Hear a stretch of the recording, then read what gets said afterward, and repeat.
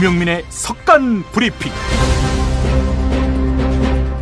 2015년 10월 28일 수요일 저녁입니다. 김용민입니다. 저와 같은 이름인 김용민 변호사, 유우성 씨 간첩 증거가 조작됐음을 입증했지요. 또 박지만 오촌 살인사건 보도로 소송에 휘말렸던 김어준, 주진우 두 사람의 무죄를 도출해낸 실력 있는 양심적인 법조인입니다. 그 김용민 변호사가 오늘 아침 페이스북에 남긴 글입니다. 안중근 의사가 이토 히로부미를 처단하면서 밝힌 15가지 죄목입니다.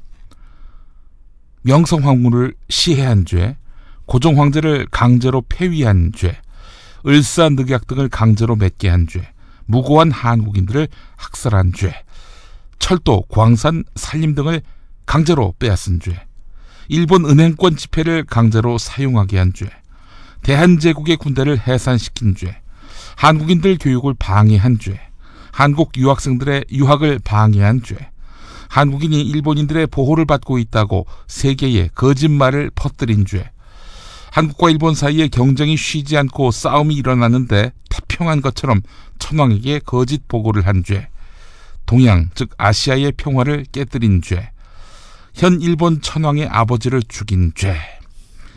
지금까지가 모두 14가지입니다. 나머지 하나는 무엇이냐? 한국의 국어와 역사책을 불태워버린 죄입니다. 이 내용이 아이러니하게도 국가보훈처 블로그에 나와 있다고 합니다. 일본은 우리의 역사관을 말살시키고 식민사관을 주입했기 때문에 안중근 의사가 이를 단죄한 것입니다. 그런데 다시 역사교과서 논란이 온 나라를 가르고 혼란스럽게 합니다. 그것도 아주 저질스러운 방법으로. 안중근 의사가 하늘에서 크게 분노하고 있을 것 같습니다. 네, 이런 글이었습니다. 간추린 뉴스 함께하겠습니다. 김관진 청와대 국가안보실장은 미국으로부터 이전 요구가 거부된 한국형 전투기 KF-X 사업의 핵심 기술과 관련해 상당 수준의 기술을 확보하고 있다, 이렇게 밝혔습니다. 새누리당 김무성 대표는 역사교과서 국정화 논란과 관련해 새정치민주연합 문재인 대표가 지금의 역사교과서가 문제가 없다고 생각하는지 국민 앞에 답변하길 바란다, 이렇게 요구했습니다. 새정치민주연합은 최고위원회의에서 어제 박근혜 대통령의 국회 시정연설에 대한 비판을 쏟아냈습니다. 이종걸 원내대표는 박근혜 대통령의 어제 국회 시정연설은 민생을 외면한 채 국정화가 최고 존엄 사업임을 못 박았다며 국민과 함께 좌절시키겠다고 밝혔습니다. 여야는 내년도 예산안에 대한 국회 예산결산특별위원회의 종합정책 질의 첫날인 오늘 정부의 국정교과서 예비비 책정과 관련한 자료 제출을 놓고 공방을 벌인 끝에 회의를 중단했습니다. 청와대는 남중국해에서 벌어진 미국과 중국의 군사적 긴장 고조에 대해서 남중국해 분쟁은 국제규범에 따라서 평화적으로 해결돼야 하며 역내의 평화와 안정에 영향을 미치는 어떤 행동도 자제해야 한다는 입장을 재확인했습니다. 이런 청와대의 입장, 미국과 중국이 새겨들을까요? 서울 광진구에 있는 건국대학교 서울 캠퍼스의 동물생명과학대에서 원인을 알 수 없는 질병이 발생해서 오늘 오전 11시부터 이 대학 건물이 폐쇄됐습니다. 학생 여러 명이 폐렴 증상을 보였다고 하는데요. 일반적인 폐렴보다 전염 속도가 빠르다고 합니다.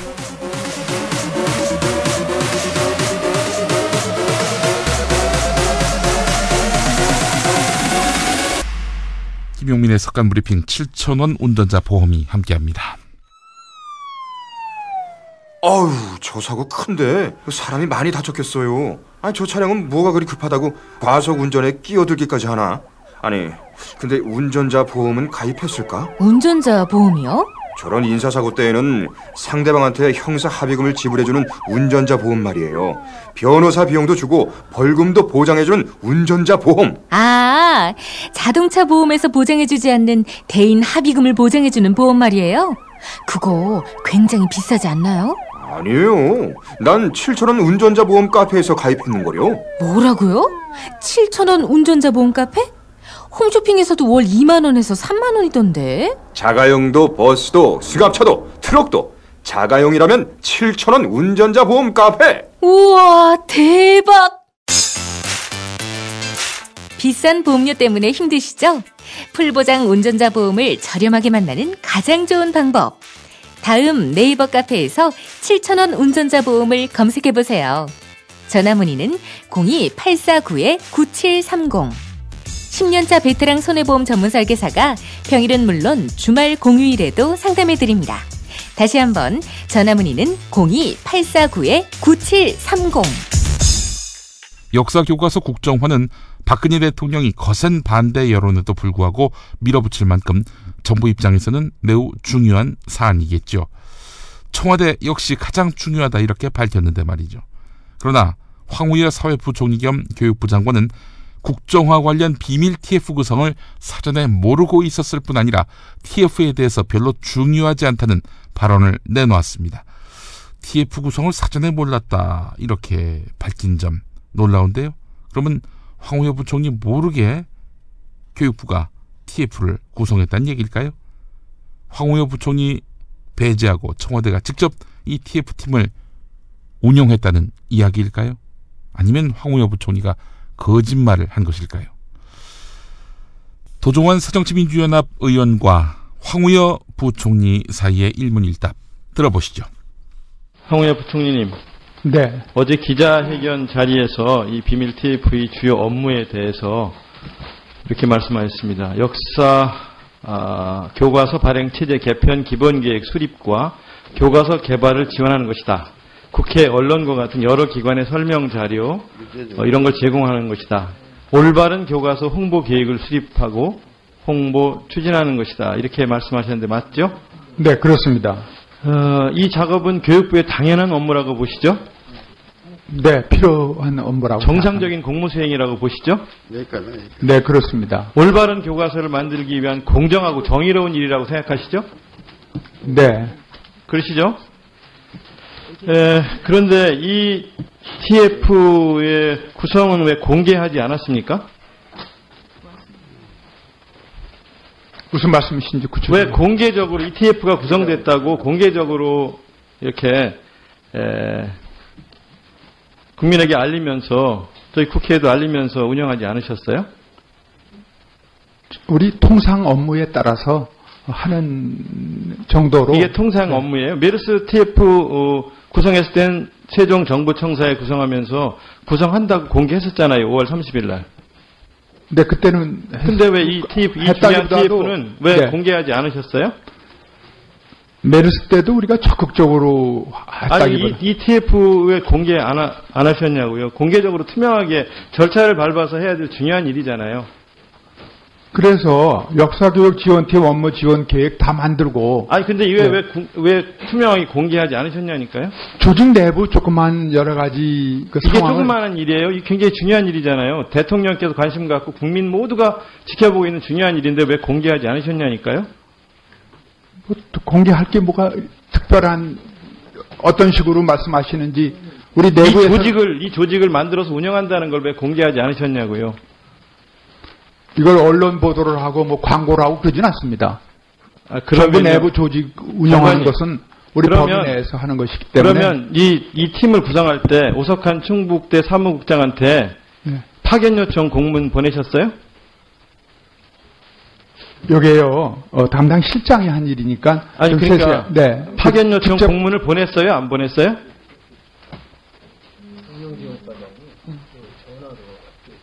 그리고 안 보냈잖아요, 공문. 그렇죠?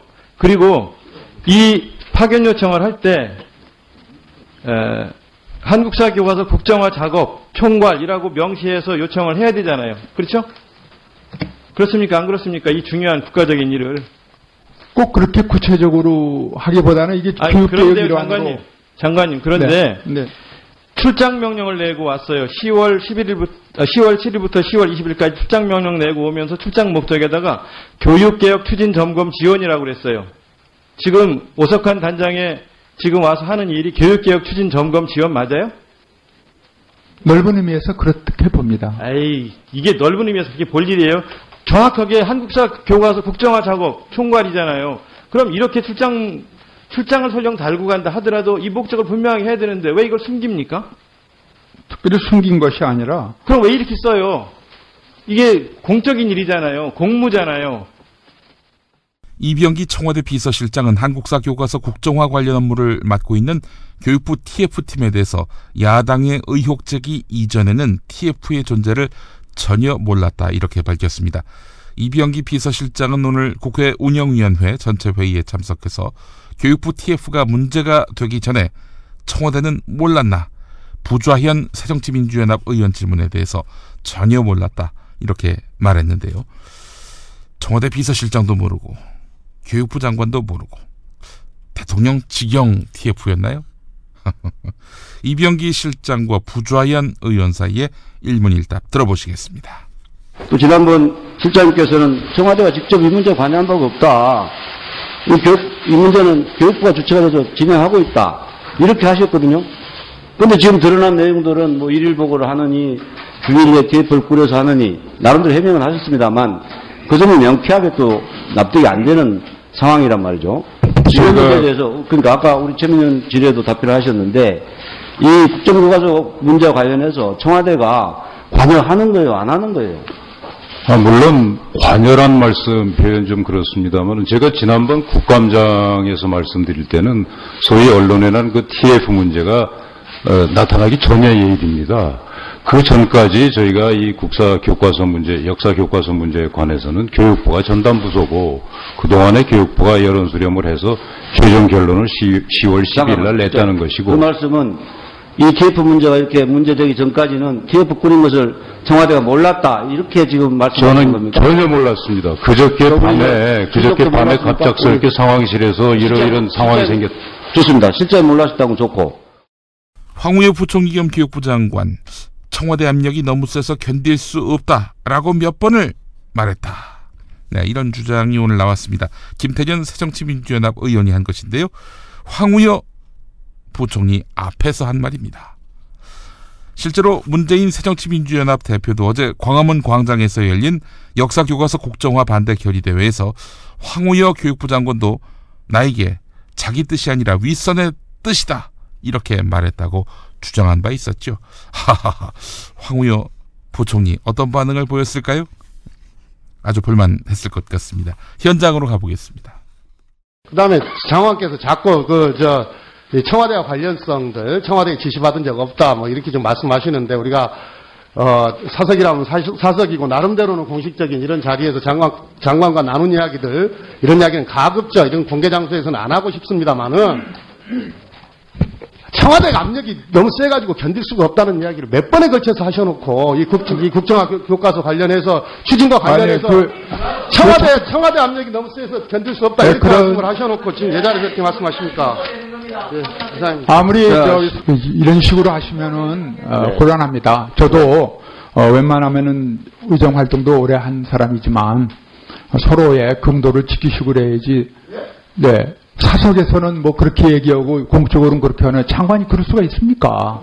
그래서 무슨 압력이 세서 여야는 내년도 예산안에 대한 국회 예산결산특별위원회의 종합정책질의 첫날인 오늘 정부의 국정교과서 예비비 책정 과정과 관련한 자료 제출을 놓고 공방을 벌인 끝에 회의를 중단했습니다.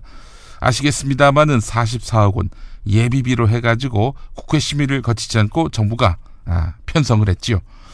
이거는 교과서 국정화를 밀어붙이기 위한 꼼수다. 새정치민주연합 예결위원들이 목청을 높였습니다. 이에 대해서 최경환 경제부총리, 예비비 관련 자료는 헌법과 관련법에 따라서 내년 5월 30일까지 국회에 제출하면 된다 라면서 야당이 요구했던 자료 제출마저 거부했습니다. 권은희 새정치민주연합 의원의 반박도 있었는데요. 들어보시겠습니다. 네, 최대한 자료를 드릴 수 있는 부분은 드리겠습니다만은 지금 예비비 관련한 자료는 헌법과 국가재정법에 따라서 내년도 5월 31일까지 자료를 국회에 제출하도록 그렇게 되어 있습니다. 그렇기 때문에 관련 법 헌법과 법령과 또 그동안 예비에 관해서 국회하고의 그 자료 그 협조 관행 이런 것들을 감안해서 가능한 범위 내에서 자료를 협조를 해드리도록 그렇게 하겠습니다. 지금 답변하신 내용은 55조 2항과 관련된 문제입니다. 예비비의 지출과 관련된 문제입니다. 저희들이 이 자리에서 집행된 지출을 가지고 승인 여부를 확인하는 그런 자리 아니지 않습니까? 그러기 위해서 지출 여부에 대해서 승인하기 위해서 저희들이 자료 제출을 해달라고 하는 거 아니지 않습니까? 헌법까지 잘못 해석하시면서 그렇게 자료 제출을 거부하는 것에 대해서 이해할 수가 없고요. 지금 이 자리에서 논의되는 것은 55조 1항입니다. 국회의 의결을 거쳐야 한다는 거고, 의결은 뭡니까? 형식적인 거수기가 아닙니다. 의결하기 위한 필요한 자료를 보고, 그리고 이 자리에서 필요한 심의를 거치고, 그리고 그 심의 이후에 의결이 이루어지는 것입니다. 국회의 그 예산안 심의권과 의결권, 예비비, 의결권에 대한 중대한 지금 업무에 지장을 초래하고 계시니까 즉시 필요한 관련 자료를 제출해 주시기를 부탁드립니다. 기술 이전 실패에 대한 박근혜 대통령의 책임 추궁 여부에 관한 새정치민주연합 백군기 의원 질문이 있었습니다. 이에 대해서 김관진 안보실장 뭐라고 답했을까요? 오늘 국회 운영위원회에 출석했는데요. 책임 소재는 별도로 말씀하신 게 없다. 이렇게 답했다고 합니다. 방위사업청이 4월 21일 4개 핵심 기술을 이전할 수 없다는 미국의 통보를 받았지요. 6월 8일에나 이 내용을 청와대에 보고했습니다. 근데 청와대는 대통령에게 3개월이 지난 9월 22일에야 늑장 보고를 했습니다. 18조 원이 투입되는 사상 최대 규모의 방위사업이 필요했는데도 대통령은 5개월 동안 까맣게 몰랐던 것이죠. 외교안보 시스템에 큰 구멍이 뚫린 건데요. 그런데 박근혜 대통령이 책임 소재를 묻지 않겠다. 이렇게 나오고 있다는 겁니다. 김관진 안보실장은 또 4가지 핵심 기술의 국내 개발이 가능하느냐라는 백군기 의원 질문에 이미 90%를 갖고 있다라고 말을 했는데요. 들어보겠습니다. 국민들께 그렇게 인식되도록 한 거에 대한 어떤 책임 소재는 말씀하신 바 없습니까? 책임 소재는 별도로 말씀하신 적은 없는데도 불구하고 그걸 앞으로 시정 조치하도록 이렇게 할 것입니다. 이제 문제는 4가지 기술 이전에 대한 신뢰성 문제인데요. 이 4가지 기술에 대해서 어떻습니까? 지금 이를 통합하는 기술까지가 체계 통합까지가 우리 국내 개발이 가능합니까? 예, 다시 한번 제가 정확히 말씀드리면은요, 총 KFX를 추진하는데 사업하는데 총 412개 분야의 기술이 있습니다. 이 중에서 90%는 이미 가지고 있는 기술입니다. 나머지 10%는 절충교육을 통해서 우리가 받거나 해외 협력을 통해서 우리가 개발하거나 하는 이러한 기술인데, 이 4가지 기술이 바로 그 기술에 포함이 됩니다. 각각 장비를 제작하는 기술과 이것을 항공기에 체계 통합하는 기술, 이것이 별개입니다. 그러나 현재 가장 핵심이라 하는 에이사 레이더의 경우에는 2006년도부터 사실은 핵심 기술 개발 과제의 일환으로서 우리가 개발을 착수했고, 현재 상당 수준 기술을 이미 확보를 하고 있기 때문에, 비록 해상과 육상에서의 실험은 다 했다 하더라도 앞으로 항공기에 탑재해서 시험을 하는 이런 단계가 남아있고, 2020년 초에 아마 시작이 될 걸로 생각을 합니다.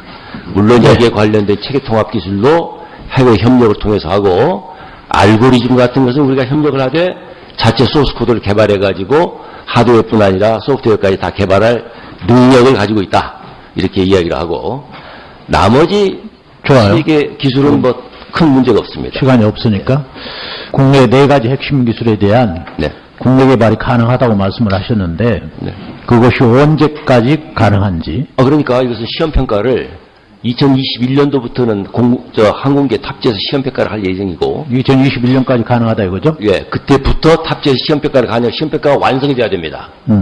예.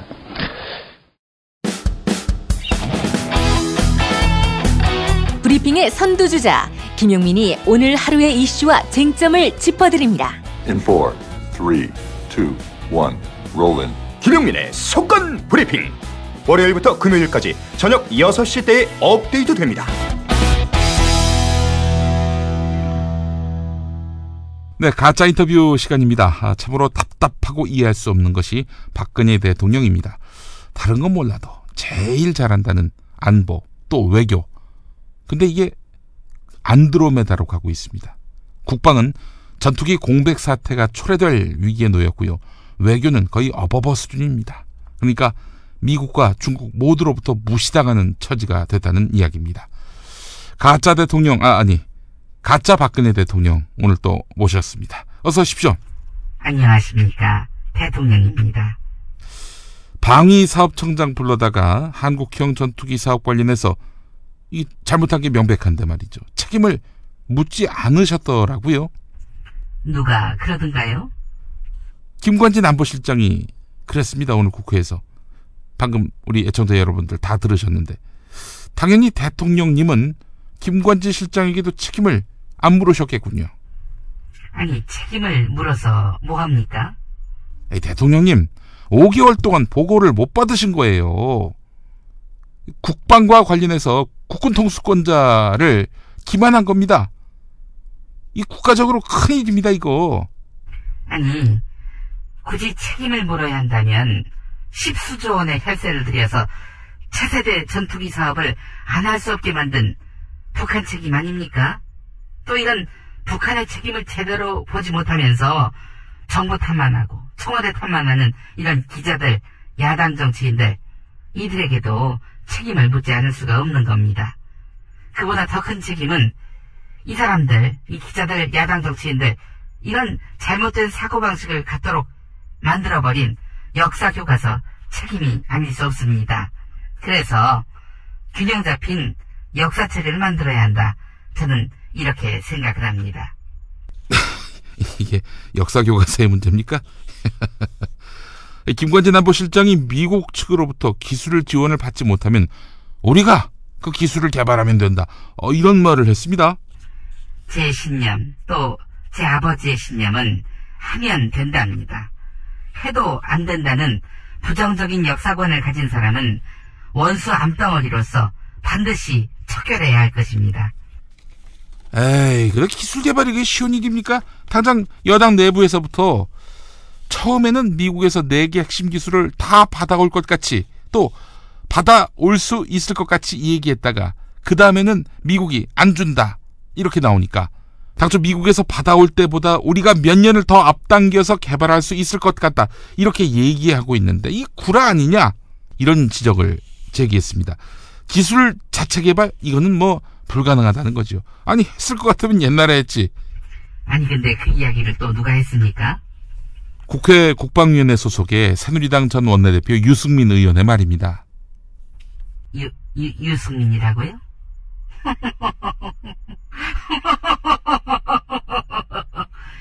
이젠 논리가 안 되니까 배신자 주장까지 끌어오는 겁니까? 참으로 공색하군요. 아니 지금 발언한 사람이 중요한 게 아니라 그 발언 내용이 중요한 거 아닙니까? 그 주장이 매우 합리적이라는 분들이 적지 않습니다. 어떻게 미국의 기술을 이전 안 해주면은 우리 스스로 기술을 개발하면 된다는 아니 이런 만화 같은 얘기가 어디 있습니까? 에? 아니 기술 수준의 차이가 있는데 분명히 이가 없으면 잇몸으로 씹으면 된다 이 말 아닙니까? 유승민이 뭐라 짓거리건 저는 인간으로 보지 않으니까 안 들은 걸로 하겠습니다. 아이고 또 배신의 정치 그 화두를 또 꺼내셨군요. 박근혜 대통령이 배신에 대한 극도의 트라우마가 있으신 거 잘 압니다. 근데 말이죠. 대통령 주변에서 지금 알랑거리는 인간들 있죠. 그 친박들 말이죠. 우리 박 대통령님 끈 떨어져도 끝까지 의리를 지킬까요? 그건 뭐 알 수가 없는 거죠. 저 사람에게서 뭔가 배신할 것 같은 그런 기운이 느껴지진 않으십니까? 관심법의 달인 아니십니까? 알겠습니다. 자, 누차 하신 말씀이 있습니다. 유신 시대에 덕 봤던 사람들, 혜택 받았던 사람들, 그 사람들 아버지가 돌아가시니까 등 돌렸다 이러셨어요. 그러면서 만약 그 시대가 잘못됐다면 그때 잘못됐다라고 이야기를 해야지, 아버지가 돌아가신 다음에 그런 말을 하는 것은 의리가 없다. 그 시대의 혜택, 덕은 다 보고 말이야. 이렇게 지적하셨죠. 근데 그 시대가 잘못됐다면 그 시대에 그런 이야기를 한 사람 아닙니까? 유승민이. 박근혜 대통령이 당선되자마자 문고리 권력과 다퉈서 비박이 됐어요. 특히 유승민 의원이 했던 바른 말들을 보면 다 대통령 잘 되라고 하는 얘기였어요. 대통령님, 정치를 좀 대국적으로 하십시오. 정치를 대구적으로 하라고요? 지금 대구 경북 출신이 너무 많아서 문제인데 얼마나 대구적으로 하고 있습니까? 저는 정치를 대구적으로 하고 있습니다. 자, 알겠습니다. 다음 질문 드리겠습니다. 미중 관계가 심상치 않습니다. 남중국해 인공섬을 두고 미국과 중국이 신경전이 치열합니다. 거기다가 군사용도의 인공섬 두면 안 된다 이런 미국과, 아니 남의 나라 영해에다가 우리가 뭘 짓든 간에 니들이 뭔 상관이냐 이러는 중국이 지금 맞서고 있는 거죠. 얼마 전에 그 미국 가셨을 때 오바마 대통령이 미국 편 들어라 이렇게 박근혜 대통령께 요구했다고 하던데. 우리는 언제나 미국과 혈맹이었습니다. 제가 그래서 오바마 대통령께 이야기했습니다. 우리 대한민국은 미국과 혈맹인데 왜 이렇게 노심초사하시냐. 오바마시라고 제가 이야기했습니다. 아니 그렇게 미국하고 달라붙으면은 한중 관계는 어떡합니까? 지금 우리 경제 의존도는 중국에게 쏠린 지가 오래입니다. 예를 들어서 중국이 화가 나서 휴대폰 부품 하나 우리한테 안 팔면은 이 나라 난리가 납니다. 그러면 또 제가 한복 입고 중국 가서 중국 편 들면 되지요. 뭐가 어렵습니까? 어허, 극단적인 예가 되겠습니다마는 미국과 중국이 만약에 군사적으로 충돌하면요, 미군이 진주한 한국 영토가 표적이 되지 않겠습니까? 한반도에서 미중이 예를 들어서 충돌한다고 쳐보세요. 이거 큰일 나는 거 아닙니까? 그때는 어떻게 하시려고요? 그러면은 벙커에 들어가야죠. 그리고 청와대 입구에 경찰하고 어버이연합이 경비석에 만들고요. 저는 안에서 문을 잠그면 됩니다. 아니 나중에 국민들이 원성을 쏟아내면 어쩌시려고요? 위기를 수습하셔야지 거기로 숨어 들어가시면 어떡합니까? 그러면은 감금당했다고 말하면 되겠죠. 이거 정말 답답합니까? 그렇게 넋두리 해봐야 소용없습니다. 답답해하고 항의한다고 해도 뉴스에는 한 줄도 안 나올 테니까요. 백날 거리에서 떠들어 보세요. 우리가 그렇게 욕먹고 손가락질 당하면서 10여 년 가까이 언론을 즐겨온 것도 다 이유가 있는 겁니다. 야당 당신들 잘 생각해보세요. 이 나라 언론인들은 돈과 권력에 약해요. 아부 잘하면 청와대 대변인으로 채용된다, 기용된다, 출세한다.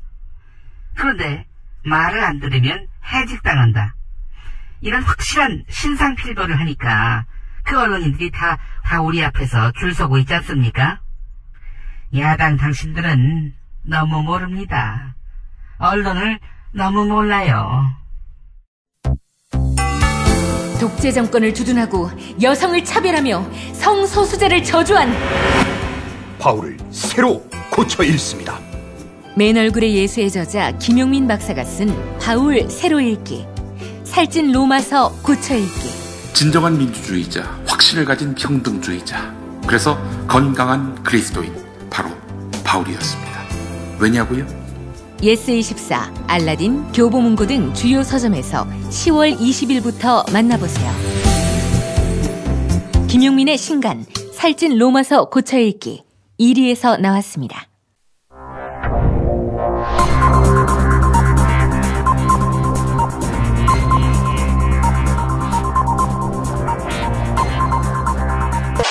공화국 논평.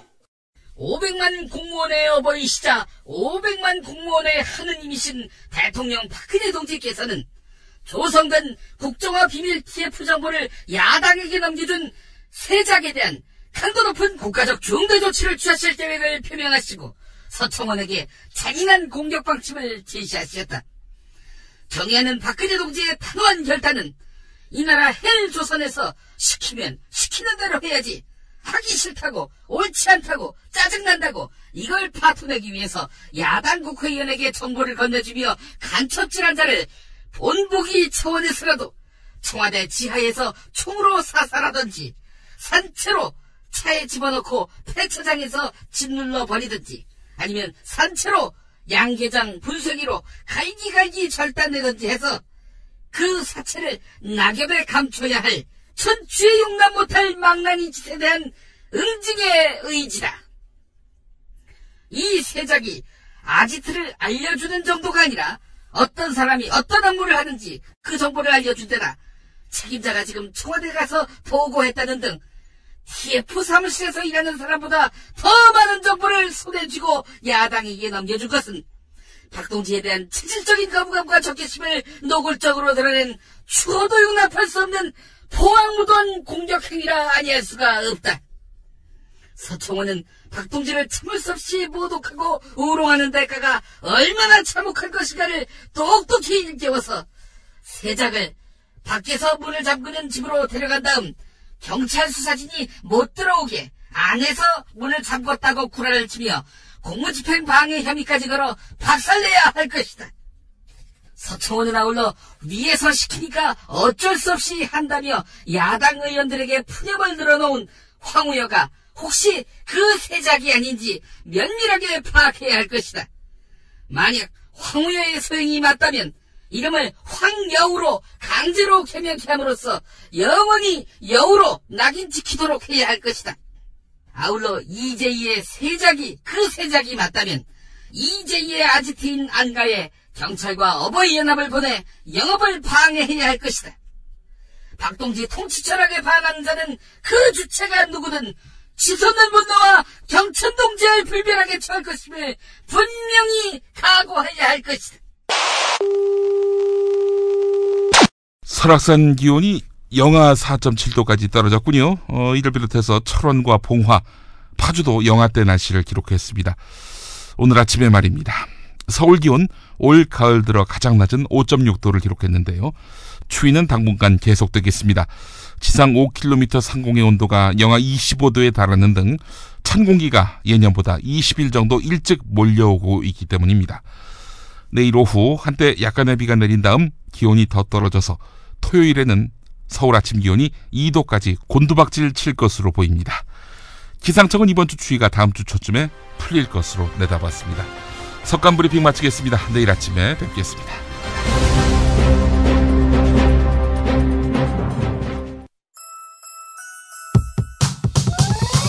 이번 방송 괜찮았나요? 작별의 여운 이렇게 표시해주세요. 다운로드하기, 댓글 달기, 구독하기, 별점 주기. 더 좋은 방송 만들어달라는 약속 이렇게 응원해주세요. 다운로드하기, 댓글 달기, 구독하기, 별점 주기. 기억하셨죠? 다운로드하기, 댓글 달기, 구독하기, 별점 주기.